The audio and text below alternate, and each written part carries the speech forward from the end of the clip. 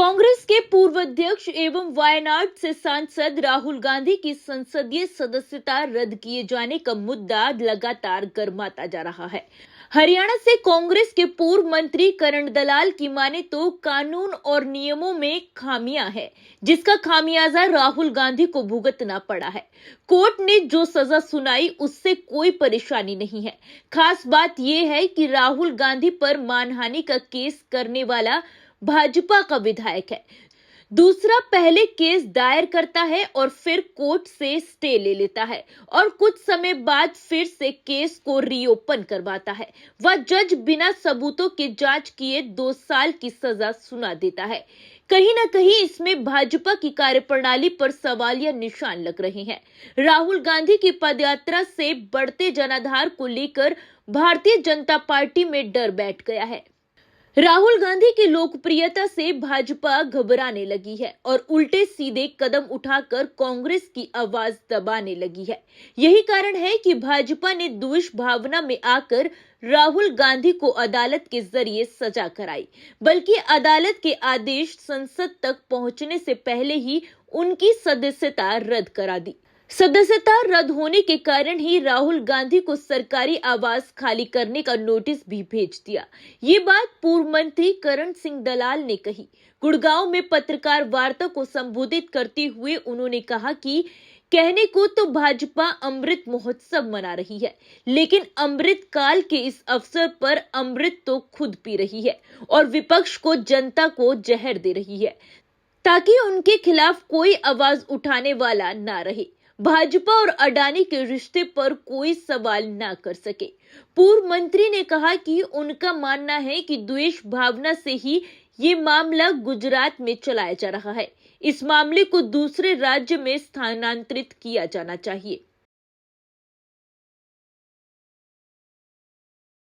आपको बता दें कि पूर्व मंत्री ने माना कि हरियाणा की राजनीति में कांग्रेस में अंदरूनी कलह है, जिसका खामियाजा उन्हें उठाना पड़ रहा है। इसी वजह से वो इस कलह को मिटाकर एक साथ काम करने में लगे हुए हैं। कांग्रेस के वरिष्ठ नेताओं ने कहा कि राहुल गांधी को साजिश के तहत फंसाया जा रहा है, क्योंकि भाजपा सरकार राहुल गांधी की बढ़ती लोकप्रियता से डरने लगी है, तभी उन्हें सरकारी आवास खाली करने का नोटिस दिया है। आज हर कांग्रेसी राहुल गांधी को अपना आवाज देने को तैयार है। पूरा देश भाजपा के इस तमाशे को देख रहा है। आज ही प्रेस कॉन्फ्रेंस की थी, क्या मामला है और किस तरह से आगे की रणनीति तैयार कर? सबसे बड़ा हमारा जो इल्जाम है भारतीय जनता पार्टी की सरकार के ऊपर वो ये है कि जो rules of procedure and conduct of the business in the house of the parliament, जो एक किताब है जिसमें नियम लिखे हुए हैं, उनके नियमों में ये लिखा हुआ है कि कोई भी जज अगर किसी मेंबर को सजा सुनाता है तो वो बाकायदा अपने हाथ की सील के ऊपर दस्तखत करके पार्लियामेंट को लिख करके भेजता है कि मैंने फला फला मेंबर को उसमें सजा दी है, जो लेटर आज तक नहीं आया है।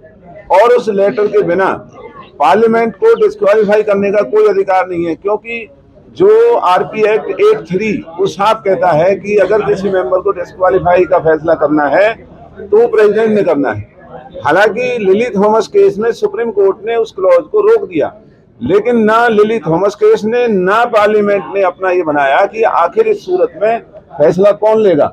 तो आज स्पीकर या पार्लियामेंट का राहुल गांधी को डिस्क्वालीफाई करना ये इनकी कायरता है, इनका डर है, क्योंकि राहुल गांधी अडानी और बीजेपी के गोरख धंधों का खुलासा जो करने लगे हुए हैं, इसलिए उनकी आवाज को बंद करने के लिए राहुल गांधी को ये जो कानून का या जो अदालतों का जो मायाजाल बनाया है, ये सब बीजेपी का खेल है। और हमें बेहद अफसोस है कि देश के अंदर प्रजातंत्र की धज्जियां उड़ाई जा रही हैं और बीजेपी अमृतकाल का नाम ले रही है। बीजेपी खुद अमृत पी रही है, जहर विदेश जो विपक्ष के लोग हैं उनके पल्ले जहर के प्याले भेज रही है और लोगों को तंग करने का काम कर रही है। आज देश के अंदर बेरोजगारी, बढ़ता हुआ भ्रष्टाचार, धर्म की आड़ में जो देश का शोषण हो रहा है, आज दुनिया के अंदर हमारा रुपए की कीमत रोज नीचे की तरफ गिर रही है, हमारे इंपोर्ट कम हो रहे हैं, हमारे एक्सपोर्ट कम हो रहे हैं। आज देश का बेड़ा गर्क कर दिया और ये लोग हैं कि देश की तरफ चिंता ना करके अडानी के खातों में जो माल है वो बीजेपी के लोगों का है, उसको बचाने के लिए देश की आर्थिक हालात को इन्होंने गिरवी किया है।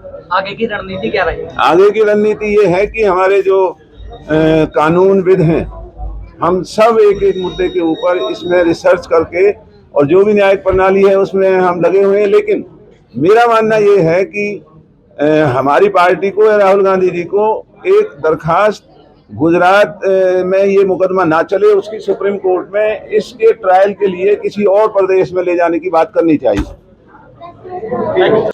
कांग्रेसियों ने प्रधानमंत्री नरेंद्र मोदी से अब जवाब मांग लिया है। कांग्रेसियों का कहना है कि प्रधानमंत्री को आगे आकर ये बताना होगा कि आखिर उनके और अडानी के बीच क्या रिश्ते हैं।